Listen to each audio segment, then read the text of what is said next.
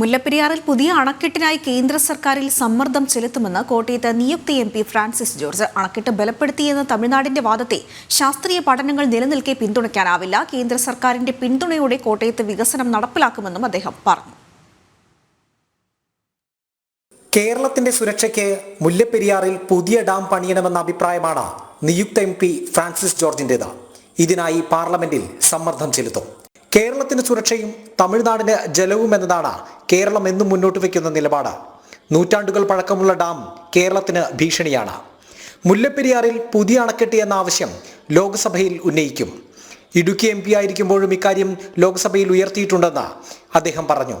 First priority എന്ന് പറയുന്നത് സുരക്ഷയാണ്. പക്ഷെ പണം കിട്ടിയതുകൊണ്ട് മാത്രമല്ല, നമുക്ക് നമ്മുടെ ജീവഹാനി ഉണ്ടായിട്ട് നമുക്ക് പണം കിട്ടിയെന്ന് പറഞ്ഞിട്ട് കാര്യമില്ല. ഒരു പുതിയ ഡാം എന്നുള്ളതിനപ്പുറമുള്ള ഒരു സൊല്യൂഷനും ഇക്കാര്യത്തിലില്ല. അത് ചെയ്യാനായിട്ട് തമിഴ്നാട് തയ്യാറാകണം.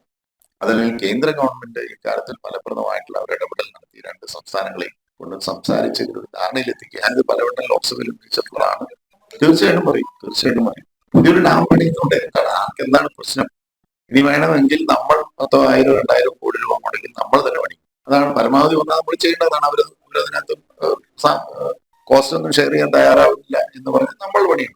റബ്ബർ വിലയിടിവ്, നെൽകർഷക പ്രശ്നങ്ങൾ, കോട്ടയം റെയിൽവേ സ്റ്റേഷൻ വികസനം, കോട്ടയത്ത് നിന്നും ബാംഗ്ലൂരിലേക്കും മറ്റിടങ്ങളിലേക്കുമുള്ള സർവീസുകൾ, ചെറുവള്ളി വിമാനത്താവളം, കുറവിലങ്ങാട് സയൻസ് സിറ്റി പൂർത്തീകരണം എന്നിവ പ്രാധാന്യത്തോടെ നടപ്പാക്കും.